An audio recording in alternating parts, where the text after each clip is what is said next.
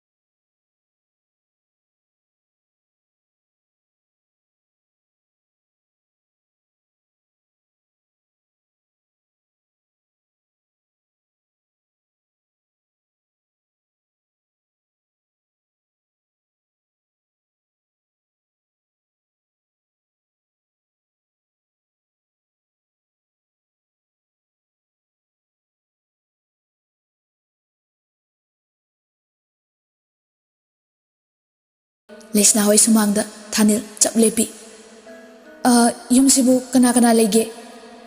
ꯃꯦꯝꯃꯅ ꯀꯅꯥ ꯀꯔꯤ ꯇꯥꯛꯄꯤꯒꯗꯕ? ꯊꯥꯅꯤꯜꯅ ꯂꯩꯁꯅꯥꯒꯤ ꯑꯄꯣꯛꯄꯤ ꯏꯃꯥ ꯑꯣꯏꯕꯤꯔꯕ꯭ꯔꯥ?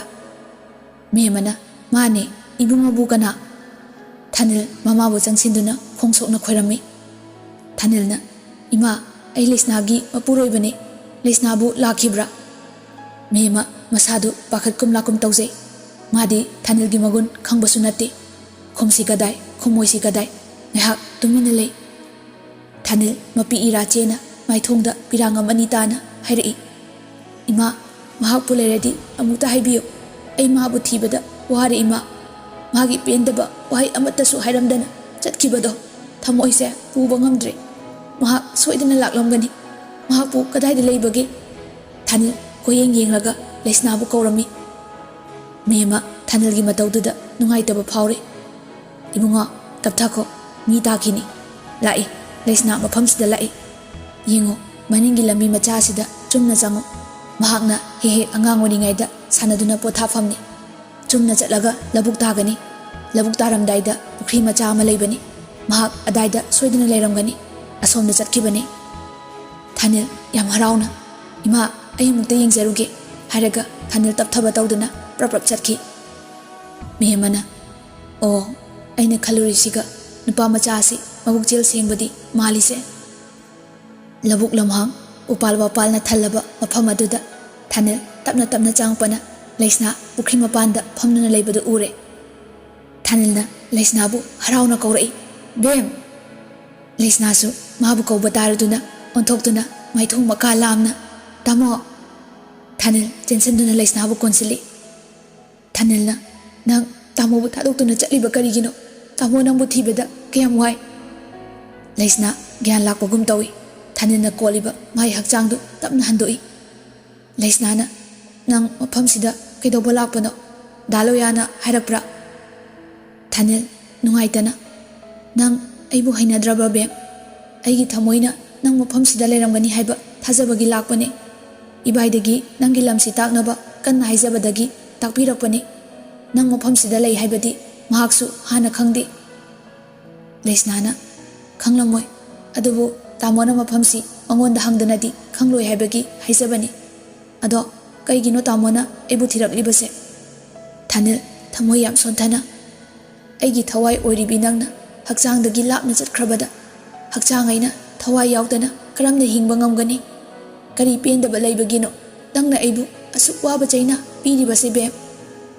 Laisnana tamo ai mafamduda aigi leifam leite suknatagi yumdugi mau oirubane. Leiriba ima inausing adudi tamogi I marine. Aina maram oiraga tamogi yum kahenbadi ai pamdi. Laisna thamoi sokna kaplai.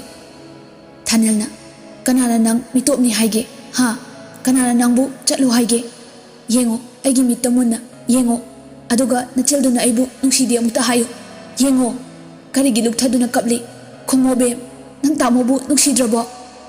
Laisna kaptuna nungsi ai tamobu nungsi aigi thawaidagi hena nungsirubadunani ai mafamsida laklibase. Thanilna aduga karigi aibu nungsiraga aibu thadoktuna chatlibano haina Thanilna Laisnagi pamu anidu paiduna nomi. Laisnana losinduna thamliba aigi thamoi nunggi warise tamthoklaga tamona aibu nungsibini haiba ai thajade. Nangi nuksibana aigi thauna pumba mangkre. Thauna yaudraba aronba warina kupsilaba hakchangsina minangduna tamogi nakta leibado ai khangbu yamna waye tamo. Thanilna nangi aronba karamba wari aibu amukta bhapta halo bem. Laisnana ngasidi asengbado haidoklagi. Tamogi mafamda losinbagi thaunasu leiraktre. Tamogi nuksibana aibu maithiba pire. Ai tamogi yumda laman khumba lakhibani. Ai tamobu nungsikide adubu tamogi chamlaba matau thamoi sengjaba wahai amak payaudrabana tawduna tamobu nungsiba phaurakhi amadi tamobu nungsiki. Thawbana manghanbikraba nupi ado atei kanasu nate aigi hek pominaba aigi icheni. Ichedugi pibungda yauriba angangdubusu nakhoigi ima pabungna karemnabiduna hatokpikhi. Madudasu nate maral izadraba aigi ipabadubusu miyoibigi wangangangbidana sinjaw poibe nakhoigi ima pabungna asibagi khayata langsinbiduna hatokpirambane. Maram asina karamba machana thamoi penthokpa ngamgani. Cheitheng phanglaba aina cheithengdugi chaina khola sibu khoknaba nangi yumda laktuna laman khumnaba tamobu khulai oina sizinaki. Adubu tamogi nungsibana aigi wakal hongki pumnamak losinduna tamoda minamduna ai hingba pamkhidi. Aduna ai mafamdo thadoktuna ipana thabiramba yum asida demhoriba punsise lelage khana tamo amadi tamogi imungdo thadoklage khana laklibani. Hojikti aigi pendabasing nafamda lithoklabane aidi phattabini minuksi khangdabini tamogini haibada aidi matik chadi aibu thina chaibiramu aibu tongambini phattabini haibiramu tamo haiduna makhol thokna kapli thanalsu Laisnagi mataudu ubada khama ngamdraduna Laisnana leiriba mafam adudagi khara handoklaga nakanda horiba u pambi amada makoktu nga tharaga makholdi thokpa ngamdana khutum tasinduna kaplamni Laisna kapladuna chatkhro aibu amona thiraklano ai kana agi mafamdasu naman khumlaroyi hausikti aibu tamona tukatcharamani haibasu ai khangi nachindo piena punsigi kawba ngamlaroidaba wahina ifamda chaibiramo isagi iralni khana harauna laurage